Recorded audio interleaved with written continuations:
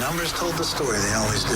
It's one of those idiots who believe in analytics. This is a numbers game with Gill Alexander on VSiN. Hour number 2 of a numbers game at VSiN, the sports betting network, VSiN.com, Game Plus, iHeartRadio, YouTube TV. Sorry, Kelley, I was trying to multitask right there.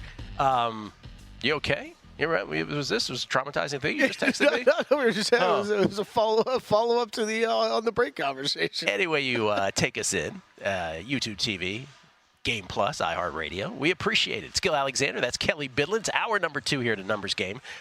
Still to come, we will talk John Deere Classic. Kelley's got some thoughts. The Open Championship still 2 weeks away. So looking forward to golf's last major, but we got John Deere this week. Jason Weingarten will join us. We will talk NFL fewest wins, since whenever we talk NFL, it sort of whets our appetite, so we're anxious to talk that. But first, let's talk some NBA free agency and see if the needle has moved betting-wise with Tom Byrne from Mad Dog Sports Radio. You can follow him on Twitter at 1. That's the number 1, Tom Byrne. Byrne spelled B-Y-R-N-E. Joins us now courtesy of the Progressive Guest Line. How you doing, Tom? Doing very well, gentlemen. Thank you. Appreciate it. You were saying off air that and I didn't really get the gist of this. I screwed you somehow? What did I do?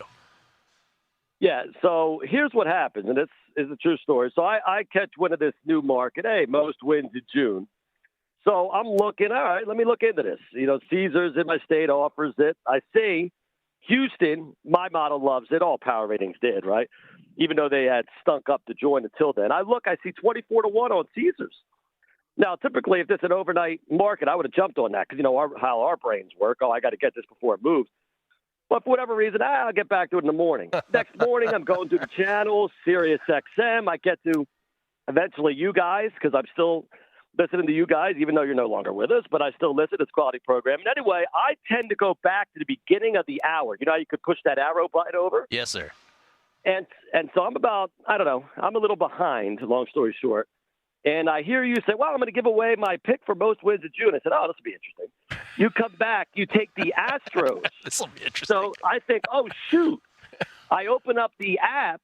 24-1 is down to 15-1. And then later, it got back to 18-1. But, of course, God forbid, I can't take a number at 18-1 when I knew it. At one point, it was 24-1.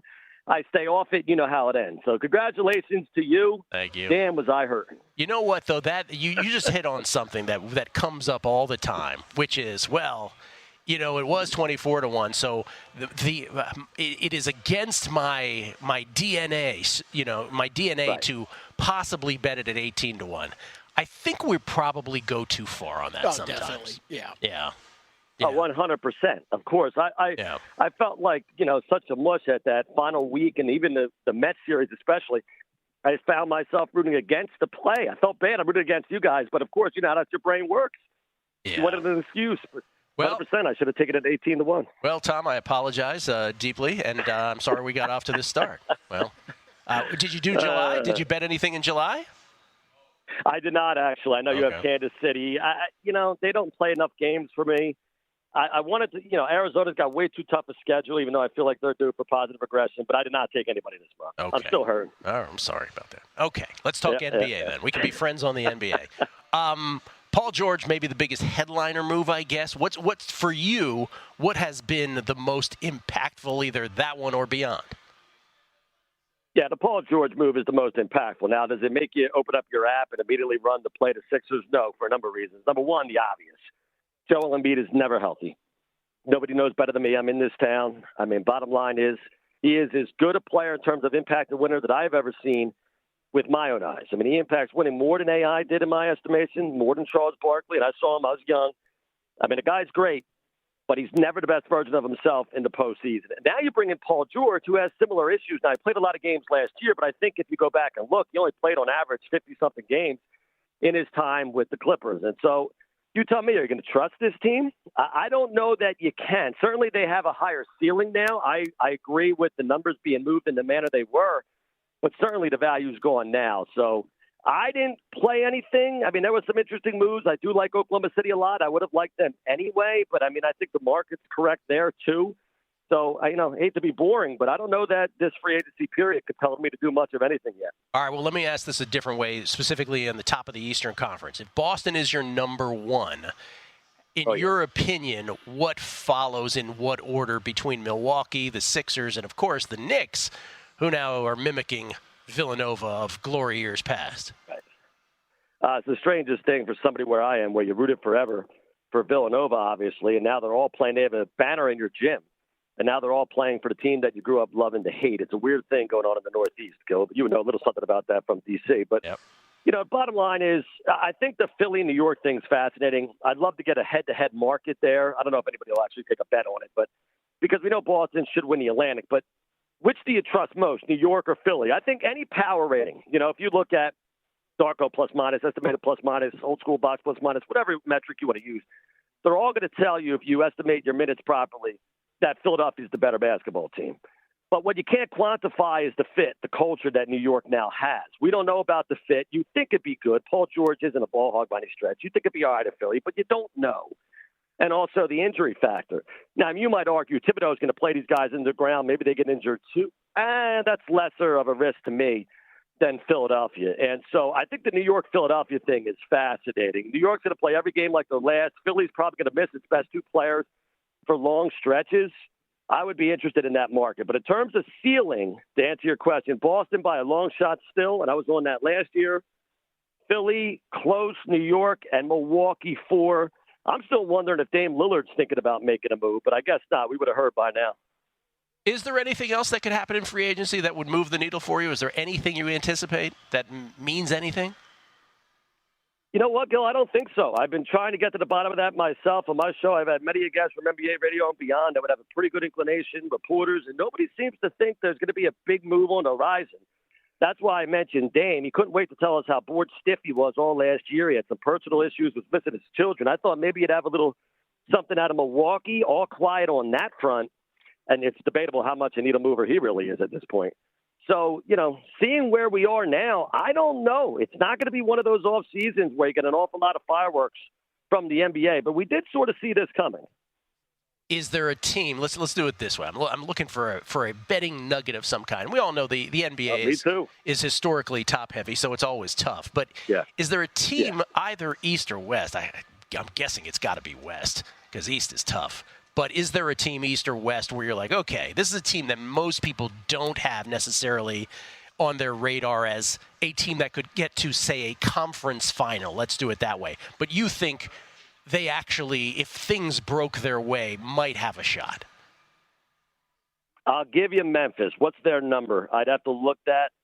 The reason I give you Memphis should be fairly obvious, but I think people have forgotten and I know he's not somebody people want to wave pom-poms for at the moment for a number of reasons, but John Morant can still play. I mean, this kid is as bouncy as anybody. He's a tremendous finisher. He should become a little bit more efficient in theory as his career progresses. Plus, I love Desmond Bane's ability to shoot the basketball, and Jaren Jackson Jr. I like an awful lot for Memphis. And so, it's an interesting pick with Edey. Obviously, in the pick-and-roll situation, he might be eaten alive sometimes defensively, but I did have a big issue with him going 9, believe it or not. I know that caught some people off guard. I think Memphis has kind of been lost in the shuffle. Everybody loves Minnesota, Oklahoma City. I love OKC myself. We're going to talk about the Currys, even though they're no longer even all that relevant. We're going to talk about the Lakers. I mean, you know what we're going to do. But don't lose sight of Memphis. New Orleans made a nice deal with DeJounte Murray. Let me get a look at some of these Memphis numbers. I think they're going to have an excellent season. I'm like the Currys. Oh, the Currys. I see. I see what you're talking about. 40-1 on Memphis to win it all right now, and 15 to win the Western Conference. Oh, that's not good enough. Not the 15. Yeah, the Currys being the Golden State Warriors. That's all they have left now, Steph. That's a pretty darn good piece. One of the greatest of all time. But they're done. Yeah. Well, I mean, and it was officially done when Clay left. Like, that is pour out of 40 time. Yeah. Let me, in our final 2 minutes here, obviously, Victor Wembanyama looms as he should have won Defensive Player of the Year, in my opinion, last year. I think in a lot of people's opinions, he may win 10 of them. Is there a number you wouldn't bet on him for that market? And then would you take a flyer on him for actual MVP? Yeah, right now, if you could get north of 35-1, I think everything is closer to between 25 and 30 last I checked.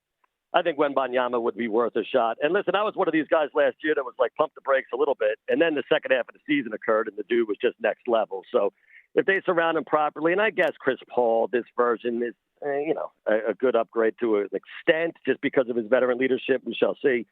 But, yeah, I do think the Wemby market's interesting. And, no, to answer your question, it's probably not a market I wouldn't bet. Defensive Player of the Year should be his because I think there's been so much scuttlebutt now, and you're talking about human beings who vote for this sort of thing that are, asked a million times why they didn't vote for Victor Wembanyama.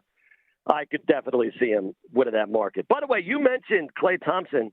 Klay Thompson going to Dallas. I'd be careful. I've had some people, Dallas is Dallas any better with this version of Klay Thompson, Gill? Nobody's seen him more than you. Yeah. I don't think so. I don't know. I'd love to see him have one last flourish of greatness. Sure. He had flashes, right, in his last year, too. Like, there were moments. But, yeah, he's a diminished version, for sure. Let me close with this, Tom. The team that you hear bettors on a perennial basis, and maybe even heading into next year they'll do the same. The team that you hear a consensus amount of bettors just love on a year-to-year basis that you just absolutely are driven crazy by. What is that team, and what might be that team coming to this year? That's a good question. I guess to an extent, love relative, I guess, a term there. But I know people, the Clippers, right, because of Kawhi, because of Paul George, Russell Westbrook's a name. I know everybody who really paid attention had their concerns about availability, number one. But, you heard a lot about them would come to mind. But ultimately, I guess it'd be Phoenix because Kevin Durant and Devin Booker and Bradley Beal, I never bought into them at all last year. The under and everything else was in play with them all year. And to be honest, I'd have to see what the numbers are. I'd like to go back to that well, but I think the market may have caught up. Tom, appreciate it. Great talking to you. Thanks for making the time. Thank you, guys. Tom Byrne, everybody, from Mad Dog. We'll come back. John Deere Classic on the other side right here in a numbers game.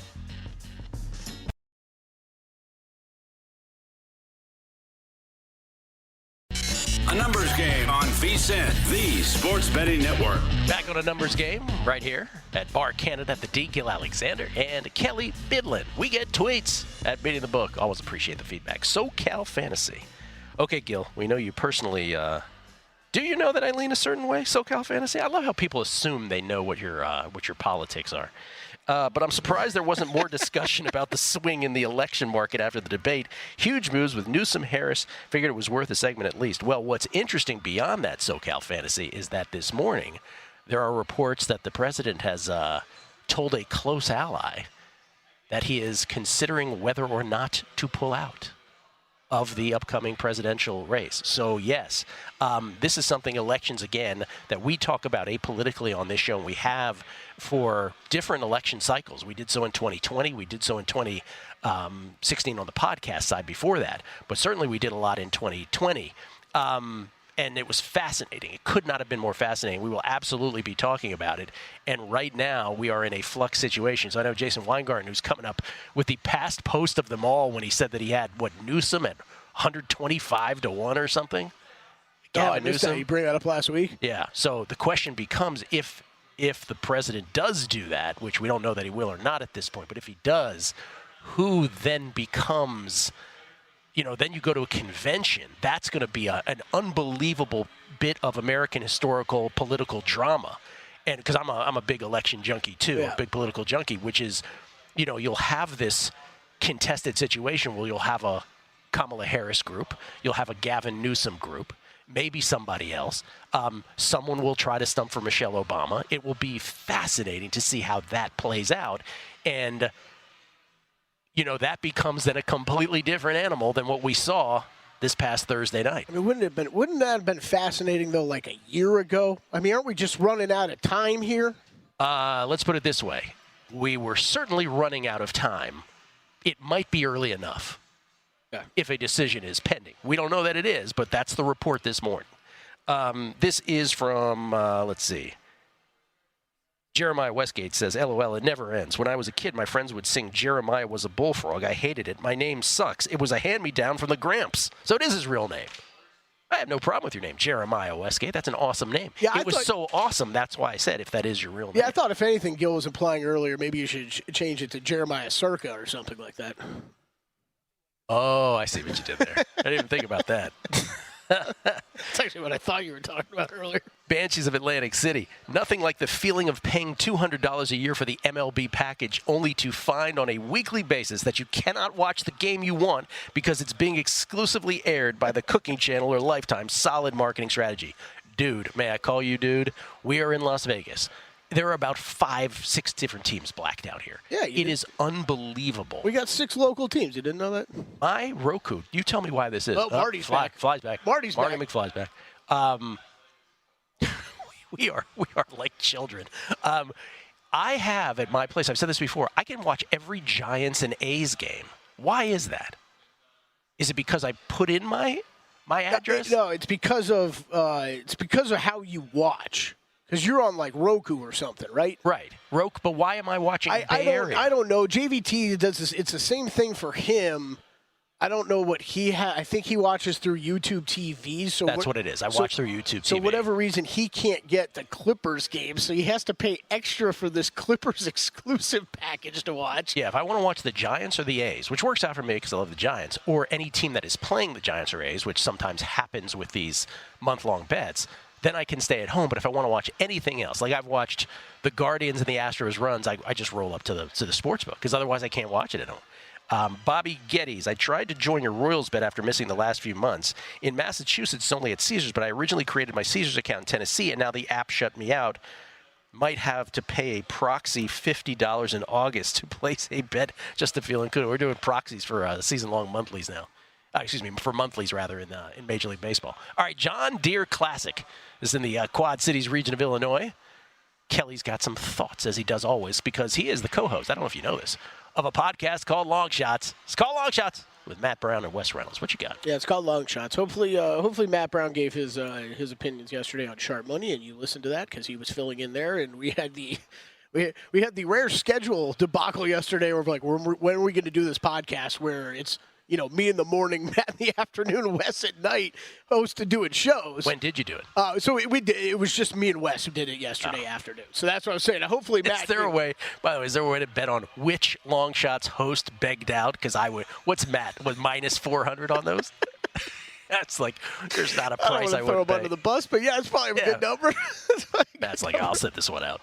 Actually, it's okay. I think for all of our scheduling purposes, it was better that than us trying to rush it at like 6 o'clock last night. So before Wes had to get into the show. So okay, John Deere Classic. Like you said, Quad Cities. This is a great tournament every year from the fan turnout. The players always talk about how much they love this course. The only problem is you're back to a birdie fest. So if you don't like that type of golf, you get another event this week it is going to be low. There's kind of too many of them now, aren't there? Yes, Gill. This used to be an exception. Now it feels like the rule. I'm not the guy. I think I've made this clear. Where I'm not the guy who gets angry about birdie fest, but there are too many. Yes. It is. I like some diversity with the courses, with the setups, but the PGA, occasional was fine, but this feels like it's all the time now. So the problem is, though, the PGA Tour has often dealt with this problem where, and I always go back to the Honda Classic because I covered it for so many years, but the Honda Classic PGA National is such a perfect example.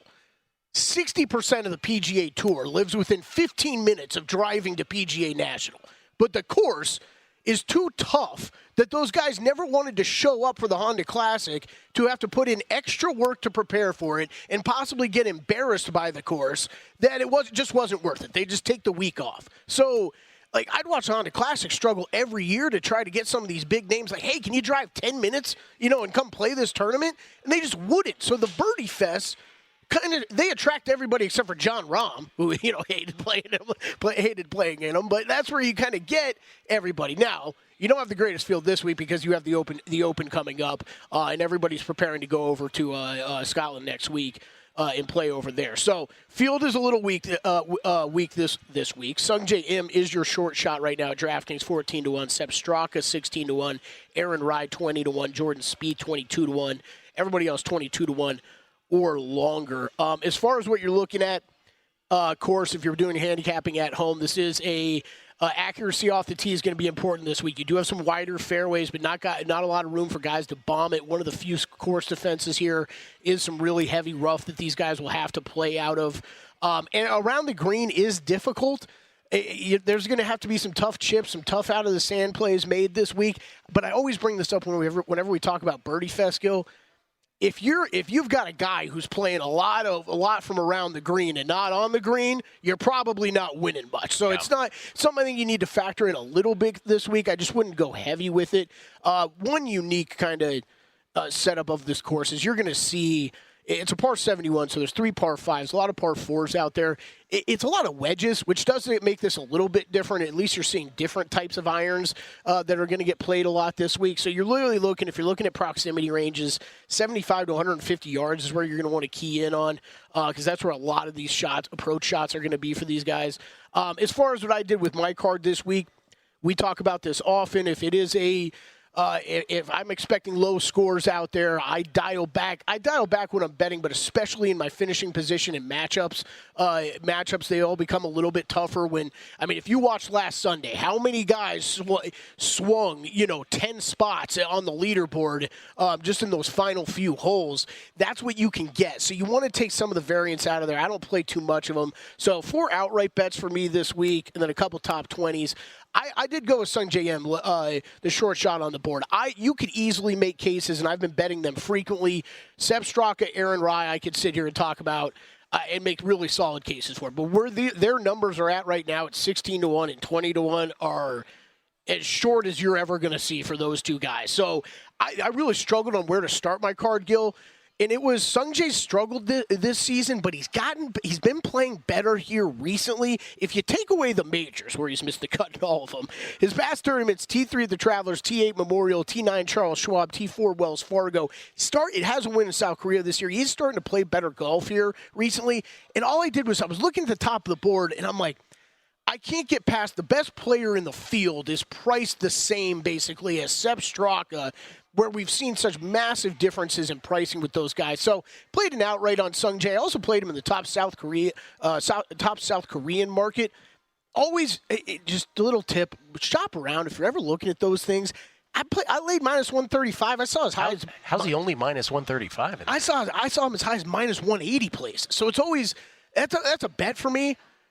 There's not a lot of competition for him in this market this week. Oh, okay, I'm running out of time here. Let me hurry up. Favorite players this week, Davis Thompson and Patton Gazire, who I know Wes and I both landed on. Davis Thompson going to have to score first and birdie or better last 12 rounds. Solid off tee, 15th on approach. Got great recent finishes here recently. Really like him. Patton Gazire, you'll find in the triple digits on the outright. I played a top 20 on him at plus 350. T16 here last 2022. T11 in 2021.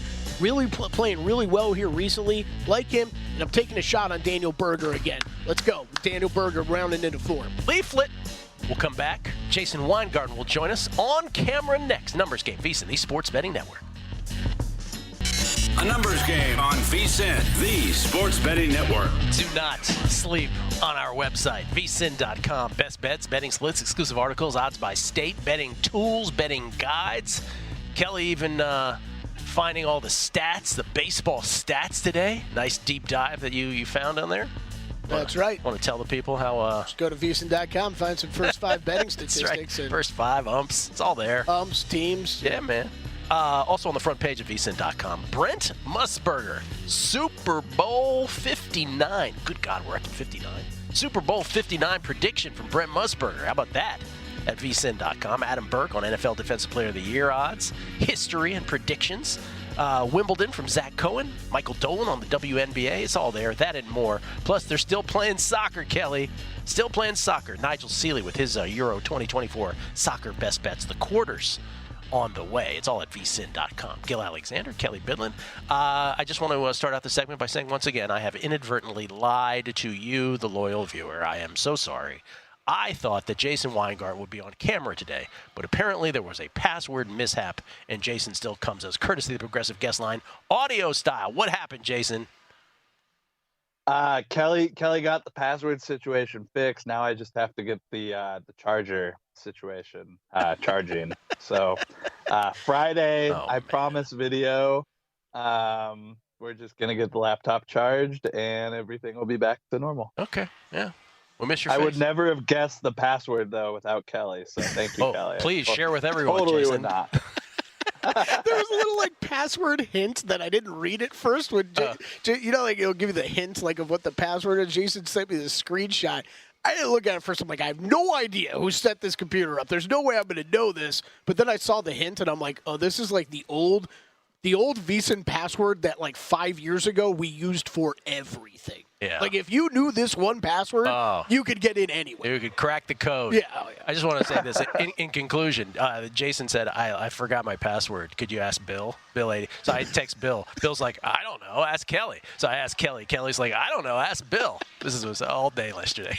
Go over Jason's password. And then I texted Kelley and I was like, why would Kelley know? Why are you telling me to ask Kelley? It's like I just felt like they were sending me in a circle. Like, you ask this guy. No, ask this guy. No. But thank you, Kelley. It all worked out. Yeah, no problem. So we're here. Jason, let me just ask you this. So we're obviously just 10 days away from the All-Star break now. 10 such days. We don't have any day baseball today, which sucks. But July 4th, of course, tomorrow, full day baseball. Give us your best award bet that anyone could make in any market right now. Anyone right now, let's see. Well, it's not going to be the MVP. Aaron Judge has really just pulled ahead there. I'm kind of a little surprised. I'm not surprised, but I think I'm done fighting Aaron Judge. He's just, he's that good. Are we done fighting both Judge and Ohtani? Like, are MVPs just done? Both markets? I don't know what compelling argument you're going to make for somebody besides Ohtani. Like, I'm open to the arguments, but it's not really, I don't see it. I think Skeens is still vulnerable. I think Jackson Merrill is the guy. He's still getting almost 4-1 there. And then Wyatt Langford, all of a sudden, Luis Gil has taken the dive that we thought he would. And all of a sudden, Wyatt Langford, he was like 85-1, 60-1, crazy numbers. He's back down to 260. Mason Miller, he's sort of becoming an also-ran. He gave up some runs last night to the Angels. You don't win Rookie of the Year giving up runs to the Angels. So Langford and Merrill, I think those guys are going to make a push here. I think Jackson Merrill, honestly, he should be the starting center fielder for the NL All-Star team. We just made a numbers game history. I think that was my first on-air sneeze ever in the history of this show. I was going to bring it up after Jason. You are human. I am a human. Kelley does not believe I am a human. Certain other subjects. Okay, that's interesting. Any plays today? What have you made? Yeah, one or two. Let's see. I got the Twins again. I mentioned them. I think it was a time or two again on last time I was on the show. I've been betting them a lot recently. I laid 164 against the Tigers today. It's one of those games. I see K Montero is pitching, and I have to look up. I'm like, who's K Montero? We've reached that time. Yeah. We've reached that time, and it's getting earlier and earlier every year where teams start throwing out some pitchers, and I'm like, I really gotta dig deep and figure out why I don't know who that guy is. And then I got the Phillies minus 110 versus Imanaga and the Cubs later tonight. That's another game I'm going to look for a first inning price there with a 7.5 total and Imanaga pitching. I'm hopefully going to actually find a good price there. But you're going to have to wait later in the day. Probably, plus 120 or something would be playable. Steve Fezzik texted me these yesterday, and I will say what he bet, and you tell me if you like these or not, as we do a little guest-on-guest, perhaps crime here. Let's see what happens. Fezzik texted that he likes, ready for this, the under Oakland A's in season here, under 59 wins, and he likes Houston plus 170 to win the division, to win the AL West. You like both of those? He liked the A's last year, so I'm assuming he probably has the same sort of same reasoning behind them fading later on in the season and probably trading good players. And so 59. It's probably one of those things where you don't have a ton of margin. They're gonna win like 55, 56, something like that. Like, it's gonna be close, but it's aggressive. I don't hate it. And the other one's the Astros to win the division, you said? Yeah. A 3-back, I think, right now. Yeah. Sounds right. I mean, I'm not buying the Mariners, so kind of reminds me that the Rangers won the World Series last year. Can you recall a year where the previous year's World Series champion and runner-up kind of just like an afterthought? No one really cares about them. It's so interesting. They won the World Series. No one cares. It's so interesting you bring this up. Obviously, the Rangers have not played well. I think it was Will Hill mentioned this yesterday. Maybe you and him were talking about this. But he was saying how no, like, does anybody remember the Rangers won the World Series? It is an interesting thing. Like, baseball is like that, right? If you're not a Red Sox or a Yankees or a Dodgers, right? It seems very regional in terms of interest. And so when the next year starts, a lot of the country's like, wait, who won the World Series last year again? Let me go back to something else you said. You talked about, you mentioned first innings, that you're looking for a first inning bet later. For many years, you and I talked on this show about betting first innings. We didn't give the secret sauce. It was sort of a little cottage industry we had. And then remember when legalized sports betting came, or sometime thereafter, a year or two, it took some time. But then there became this cottage industry, if you will, to use that term again, of everybody betting, yes run, or excuse me, yes. Was it yes that they bet all the time? Yes, they bet yes all the time. Or no, they bet no's. They were betting nerfies all the time, pardon me, as they called it.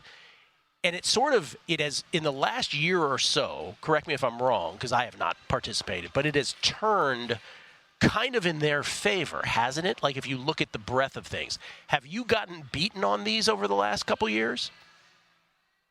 I'm losing at the more often numbers that I thought would be winning numbers are not winning this year. The past year, more so than this year. I have been betting less of them this season, just in general.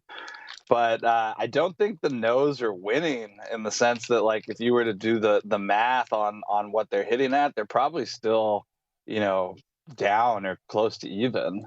I just don't think anybody's winning on it. But okay. Yeah. I don't think it's shifting to the no. I just think it's become a more efficient market, unfortunately. The price, maybe that's what it is. The pricing is not as juicy as it used to be. So I remember back in the day, if we had like a Kershaw Lincecum game, right? Like, pick your two aces. And I remember the yes would be, we were getting like plus 155 sometimes. Those days are over, huh? No, you can still get big numbers. That's the problem, is the big numbers just aren't winning. And it's like, okay, you're just kicking yourself. Like, why am I doing this? Is it worth the time? Is it worth the aggravation? I can find other ways to aggravate myself. Well, that's the interesting thing about quick bets, right? Like, we say that about, if I'm trying to think of what was the example of, like college basketball in-game bets with totals. When they're first going 10, first 15. Well, I'm just talking about like the in-games, because we're betting the in-games like so many bets a night. And when you're winning, it's like, wow, this is the greatest thing in the world. But when you lose, there's this extra thing that you have in your head, which is like, this is a really stupid way to lose money, right? Like, it's yeah, and so you get that, you have that with the first innings too, right? Yeah, it comes up a lot in gambling when after you lose, you go, wow, that was a really stupid way to blow that actual money I just blew. That comes up a lot. It's reserved for certain bets, though, I think. Like, certain bets just happen in a way where you're particularly mad at yourself for losing it that way. Yeah, I think NBA live betting, sometimes it works that way. Where you're like, oh, great, I can get 9.5 now with them. Oh, they lost by 27. Great. Yeah. It has to do also with the quickness of the bet, too, where you're like, wow, that was so dumb. Why did I do that? Jason, always interesting. Camera next time. Let's go. Camera, claw machine update Friday. Claw machine. I need a claw machine update. Claw machine update. Can we get that as well? Done and done. Thank you for the password, Kelley. Couldn't have done it without you. Jason was this close to sharing the password on air. Thank you, Jason. Appreciate it. We'll come back and we will talk more NFL. Fewest wins on the other side. It's a numbers game at VSiN, the Sports Betting Network.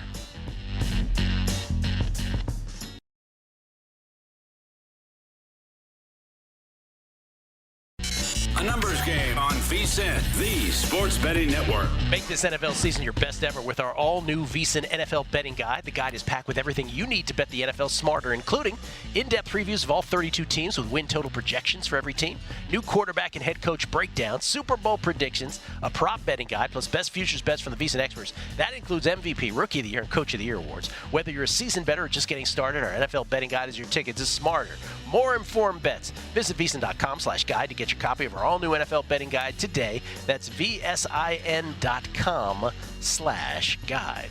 Should Ron Burgundy threw some tweets? I'm so unprepared for tweets today. Sorry about that. My favorite part is that you ask that every time. Should I do this? That's right. Just do it anyway. Just do it anyway. It's like if Kelley said no, like I wouldn't. Right, yeah. Joe C714. Hey, Joe C714. How you doing, man? Big fan of the show, Gill. Love all your takes. Thank you. Had a question for you, as I'm a collector as well.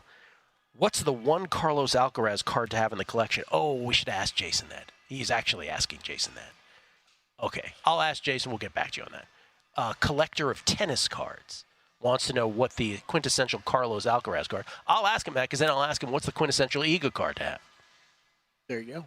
And then, like with my Barry Bonds rookies that I had. You got one, though, right? You got an Eagle I have one. an Eagle one, but I don't know if it's like a rookie. From Doug Wedge, right? Doug Wedge got me an Eagle. I got my Colin Morikawa one from Doug Wedge. Shout out Doug Wedge.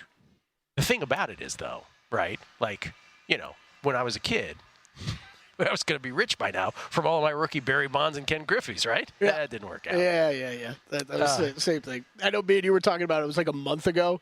No, it was way more. It was like 6 months ago. This big, got a knock at my door.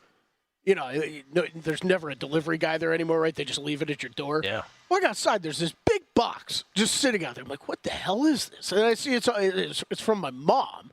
And I'm like, okay, it's kind of weird for my mom to send me a package and not tell me what it is. Open it up. It's just binders upon binders of old cards. And then remember I showed you these like a few months ago? And then it distracted me for like a month straight because I'd be like, okay, done with work. Like, let me go sit on the couch and go through all of these. And it was like, the best ones I thought I found that I'm like, oh my God, I got a Shaquille O'Neal rookie card. This has got to be worth $54. I'd be like, well, that sounds like a lot of effort. So funny you bring this up. So Deborah Song Fashion Stylist, she's moving from Toronto to San Francisco. So she says, oh, my dad has a bunch of baseball cards for you. Her dad used to own a baseball card shop or a shop that had baseball cards in it. Awesome. From years and years. This is what you dream of. You're like, oh my God, this is going to be unbelievable. He had 1991 Upper Deck complete sets or whatever. Not 89. Was Griffey 89? I believe it was. I think so 91. By the way, there's still too many Griffies too. But the 91, and I'm like going through it. I'm like, wait, he has like from 1 to 700. Like all the good cards are between 700 and 800. So apparently he pulled all the goods. There's hockey cards. It's just nonsense. Nothing's good in there. It was just complete boondoggle. Talk about like jobs you would never want to tell your parents when you were younger. But like when you were like 9 years old, were you not like, I can't wait to own a baseball card shop one day? Was there anything more fun than going to a No, baseball not at all. card I could shop? spend hours there. Hours. So great. 3Jack H3131. Kelley is now the third person I've heard talk about Patton Kazire this week. What could go wrong, as you say? Let's go, Patton. Definitely didn't grow up on a country club. Yeah, totally. He knows very few of my people. I grabbed 165 to 1 on Tuesday for a few bucks. All right, Patton Kazire, let's go. Got a better number than I did. Whoa. Numbers guys, must-watch interviews. Drew Dinsick, Crackman, and Jason Weingarten. It's good to be able to see the latter on screen. Gill, can we still bet July MLB wins in Vegas at Circa? I don't think so. No, I will check. That is down. Yeah. That is down. I did just check on that. And Kelley, here's a question. Where to go for advice on building a golf model? Hanging up, I'll listen. Yeah, there's a lot of great sites out there that have popped up over the past few years here. I kind of use all of them to a degree. I think all of them offer something a little bit different, but Fantasy National that Pat Mayo does is top notch. Rick Gaiman, who's on this show from time to time when he's not too busy for us these days, big shot CBS guy. We love you, Rick. I love Rick. No, but he's getting a lot of work on CBS these days. He's like, he can't make time for us. But RickRunGood.com is his website where he has some stuff that you can utilize there. It's great. Data Golf's a good website. BetSperts. BetSperts I know is one Matt Brown's been using more recently. I haven't dove into their modeling stuff, but I know he really likes it. So a lot of different ones I like to run the same things on kind of different sites because they all have a slightly unique different things, Gil, so you get different results. So it's one of those I like to see what kind of matches across the board. And you guys kind of aggregate the You're models. right, exactly, yeah. And then finally from NH Better, after the Fezzik bets were mentioned, what book is offering in-season MLB win totals right now? Right at the moment, I don't know, but Caesars is good about putting them up a lot in adjusted season win totals in baseball. Yeah, if not every day, you can usually find that stuff. They're up pretty frequently. Pretty frequently. NFL, fewest wins this coming NFL season. Patriots. Yeah, we talked about it earlier when I was talking about the season win total under on the Patriots. They are the short shot, and quite frankly, they are the justified short shot at plus 340. The question is, if let's say there's somebody out there who's like, you know what, I actually disagree. I think the Patriots are going to be better than you guys think, and I don't think they're going to have the fewest wins. If I forced you to make a bet that was not the Patriots, what bet would you make? I already know mine. Okay. I'm glad we got into the Patriots conversation earlier because that would be my pick. I didn't want to jump ahead to this because I think this is the market to bet them in. Like you talked about, you brought up the point of might as well take the plus preferring to bet them 0-17 than the over, which I agree with. I'd bet them in both. But this, I would way quicker be way quicker to bet this. I don't know that over. I'd be way quicker because I think that 4.5 is so high that I'd like to live through that too. But I get your point. I don't know, Gill. Like I'm not one of them, but you hear from certain people that the Panthers they expect to be better next year. Broncos. I don't think you or I is very high on that team, but I don't think I struggle to see them to being as bad as the Patriots. I agree. I actually looked at the Broncos schedule and I'm like, okay, they're going to stink, but there's actually a few wins on there. I mean, my answer to your question is it's the New York Football Giants. Wow. New York Football Giants 10-1, expected to finish last in the NFC East. New York Football Giants. Do we have that schedule up here? Let me go through that schedule for you since we don't have it up. But the Giants schedule is, and again, this is the problem with, having to pay Daniel Jones. They didn't have to, but they did. They decided to pay Daniel Jones all that money, which again is the cruelty of the NFL economic structure. Well, I guess we'll pay him because what's the alternative? And I mean, you end up losing your best player in your secondary because of it, really? Xavier McKinney? Like, I just think, you look at this schedule, like, okay, I mean, there are wins, right? I mean, they get the NFC South, which helps. They get the NFC South, and, some people think, okay, well, I mean, you got to factor in a split with the Commanders, right? Like, we got to give them that if we're projecting. So it is the NFC South, so there are wins. I just want to go back, and I know I am just going to let the hate wash over me for what I'm about to say. The other one, real quick, I'll just bring up, I could see the Raiders being absolutely terrible this year. Can we show that schedule? The problem is the AFC West, though. Yeah. You have the Chargers and the Broncos. I don't know that I think either one of them is going to be incredible. Oh, I think the Chargers are going to be good this year. Yeah, I think you're selling the Chargers short. But, I understand you have post-traumatic stress disorder. That's right. Remember, last year was my year to be on them. Yeah. So, yeah. But I think you're right about the Broncos being – okay, let's just say you split the Broncos games. The Raiders could stink. What are the Raiders' number for fewest wins? They were like 11-1 on there, I think. Yeah, that's interesting. Can we just, to amuse me, to close the show, to amuse me, you find me amusing, can you just throw the Steelers' schedule up there one more time? I know what you're thinking. You're crazy because it's Mike Tomlin and the Steelers. I just want to throw that schedule up one more time because they're 20-1 here. 20-1. I'm just saying. If you throw up this schedule, how many wins can you really count on? All right, let's give them the Broncos. At the Broncos. Even though that's elevation, Kelley, I'm just being generous. At the Raiders, sure. Then you do have a Giants and Commanders in the middle there. Okay. But, tell me where the weeks are that are actual, oh, no, they'll definitely win that. I am just telling you that there is a world where the Pittsburgh Steelers end up 4-13 this year. And I know that's going to blow, Mike Tomlin, doesn't happen to him. But I'm just saying that schedule is brutality.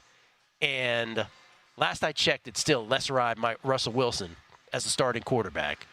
And so, I don't know, man. 20-1 on the problem is the Patriots are so bad that I don't know that this would even get home. They're so bad.